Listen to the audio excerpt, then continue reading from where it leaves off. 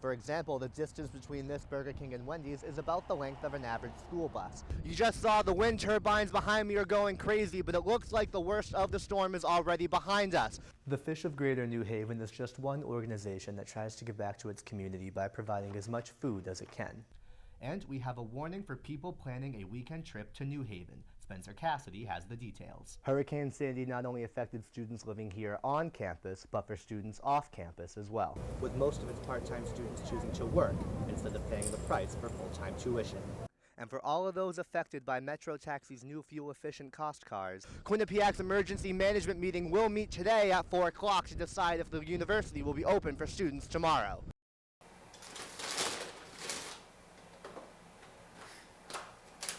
When consumers are looking for a quick and easy meal to grab on the go, fast food is the common solution. But not only is the food quick and easy, it's cheap. And sadly in this economy, sometimes, people feeding their family, they resort to fast food. And more commonly, people with lower incomes are the ones spending what's left of their paychecks at these fast food chains. It is the cost thing, and I think education-wise, people, don't realize where. If you're out, it's convenient. For North Haven High School student Caitlin Puglisi, being out all the time calls for an easy fast food pickup. Because a lot of times you're out and you have to go from one place to another and you don't have time to go home, so you just stop somewhere and get something to eat. But all this talk about easiness makes it hard around people's waistlines. Fast food is one aspect. It's just the problem is, as Americans, whether you're eating at fast food, we just tend to eat a lot. And ultimately, it's the amount of calories that you're eating. And the amount in a fast food meal it really should be the only thing they're eating all day, and they're not eating that one meal all day. And I think that's having an impact. According to the U.S. Census, there are over 3,000 fast food chains in Connecticut alone. And there is nearly one fast food restaurant for every 1,000 residents, which may be another reason why people keep dining on these tempting treats. It's common to see multiple fast food chains in close proximity to each other. For example, the distance between this Burger King and Wendy's is about the length of an average school bus. There's also a Taco Bell and a McDonald's right across the street. With so many fast food chains in one small area, it's an easy choice for consumers, but it makes the obesity rate continue to rise. There's people who eat fast food, for every day for lunch, 5 days a week, and it's sad. And it's playing a huge role in the obesity endemic. Nick Frias, Q30 News. Books, clothes, and shoes.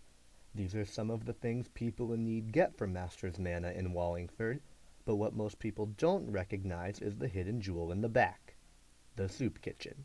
Master's Manna is a community outreach. They provide food through our soup kitchen 3 times a week.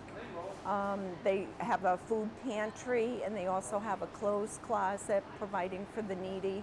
I retired from my job, and I wanted to share my talents with my community. I love to bake and cook, and I thought that that's a way that I could give back. For volunteer Carol Sinertia, all it took was one visit to keep her coming back. I brought some clothes in. I saw the people shopping here. I saw the need in the kitchen, and I said I could do this. I wanted to volunteer. They have a chef, 2 chefs. It's either made by them or it's donated. It's donated by the community. Restaurants will donate trays of food that maybe were ordered and never picked up. Administrative Assistant Mary Hayden Weiner says it's a place for people to bounce back. We try to provide a safe place for people to come. They are able to have a meal when they come in the door.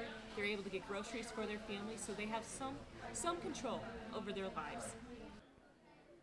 And at the end of the day, volunteers at Master's Manna know they did a good thing, and they look forward to doing it again each week. Nick Frias, QNN.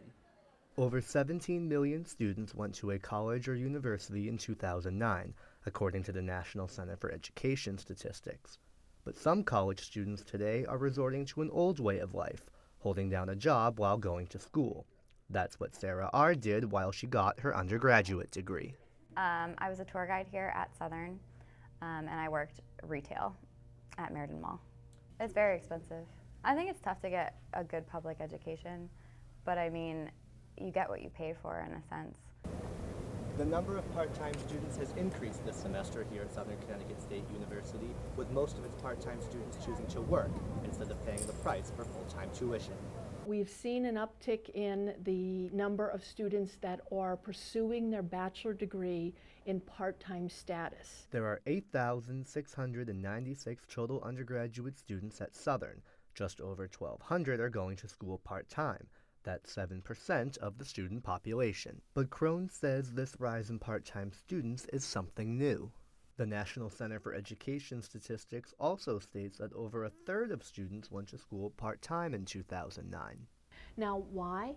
It could be for a few reasons. Students are increasing their work hours, and in order to finance their obligation, finance their education. And with the price of college going up, having to spend less time at school may mean only getting a part-time debt. Nick Frias, Q30 News.